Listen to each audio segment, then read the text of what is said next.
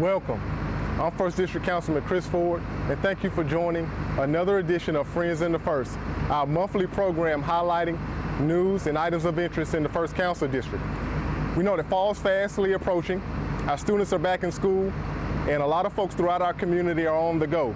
So this morning we're here at West Loudon Avenue at the headquarters of our local transit system, Lextran.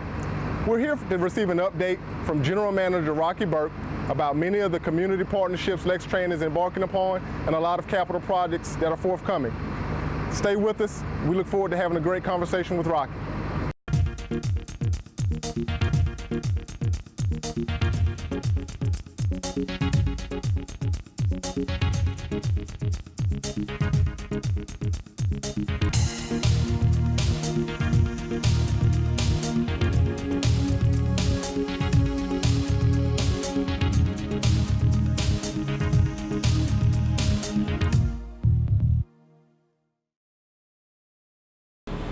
Welcome back.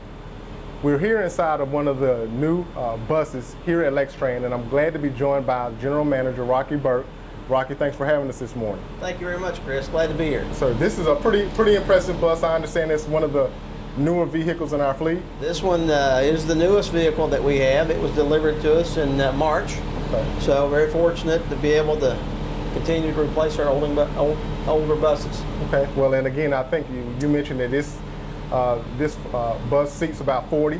That's right. It's one of our largest buses. It's 40 feet long and 102 inches wide and has about 40 seats in it. Okay. Well, it's serving a good host for our interview this morning. Exactly. So yes, sir. Appreciate that. Rocky, for folks, introduce yourself. Tell us a little bit about you and your career and some of your roots here in the community. Right. Of course, I'm the general manager here. I came in 2008, so I've been here almost 7 years. Prior to that, I've been in the public transit business for a long time, probably spent 15 years managing public transit systems around the country, places like Austin, Texas, and Tucson, and California and different places, Mississippi. But I'm a native Kentuckian. I grew up in Flemingsburg, Kentucky, and went to school at Morehead State. Shortly after college, I joined the Air Force and spent 28 years there as a logistics officer and retired as a lieutenant colonel and kind of got involved in public transit from that, but glad to be back home. Well, we're glad to have you, and appreciate your commitment in military service and now in public service here in Lexington. Thank you. Tell folks about Lextran, the operations, what all you guys do. Right. Pretty big operation. Lextran is a fairly, we call it mid-sized transit system. We have 190 employees roughly. Most are bus operators, and the next largest group would be our mechanics and service workers, and then we have about 40 administrative employees. We have 60 buses like we're sitting in today. We have 5 trolleys that run around the downtown area. We have a budget of $23 million. Transport a lot of folks. We have about 5.2 million riders a year, which equates to about 14,000 a day actually ride the bus. Right. So it's fairly large operation, really is. When we mentioned that, this time of year, particularly folks are out and about, a new school year starting. So you guys are definitely help moving people throughout our community. We are. The number, about 70% of our riders use the bus for work when we do our surveys. But the next largest use of our buses is that very thing of getting people to school. Our UK ridership in and around the campus is number 2 next to people going for work. So, so the school transportation is huge for us.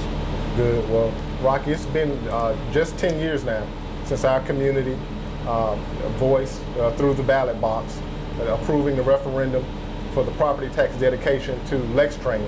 I think we look back now, that was a pretty wise investment. Share with us the impact that has had on Lextran in the last 10 years. It's been huge. Of course, I came in 2008 and the levy passed in 4, and I guess funds actually started into Lextran about 2005. But it's my understanding that, in 2004, we significantly cut back on our routes and employees and those sorts of things. So it was kind of a bare bones operation. But since the levy passed, we take in about $15 million a year from that. But we've been able to restore evening service, weekend service, service to some new areas, for example, Masterson Station, Airport, Keeneland. Restored some frequency to routes that we didn't have before. Bought new buses. Hired new people, new operators. Made some significant enhancements to the fleet, and we have global positioning satellite system in all of our buses. New electronic fare boxes on the bus so we can tell who's routing and the type of fares people are paying. We now have online pass sales. Okay.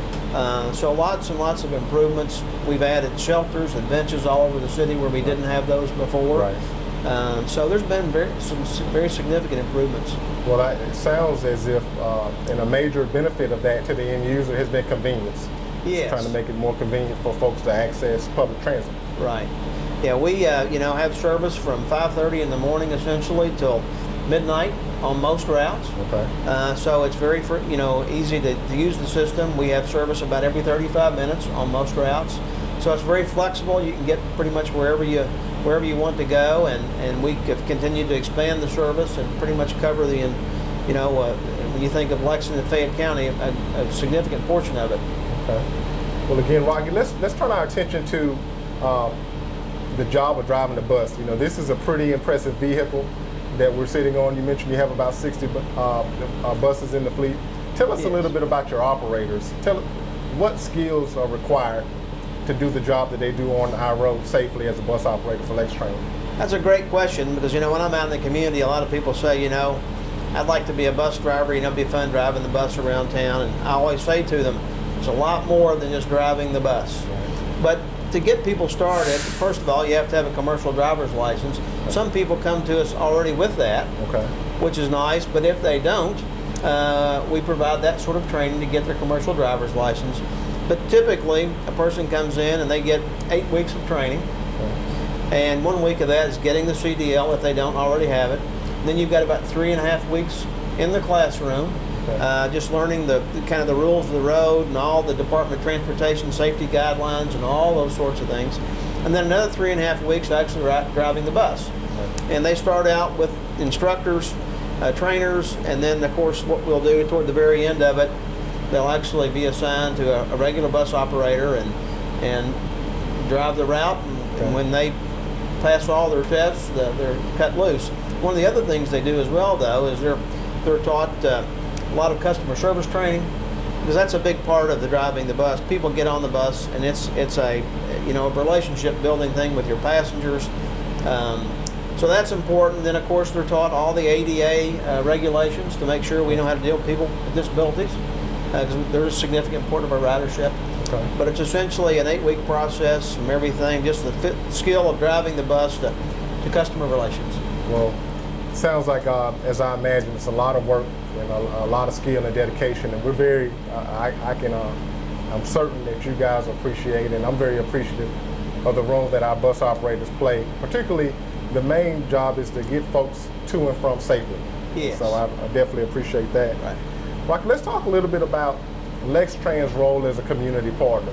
You guys have been very active here lately in special events, UK athletics. I know that getting folks to the red, white, and boom celebration over the 4th of July.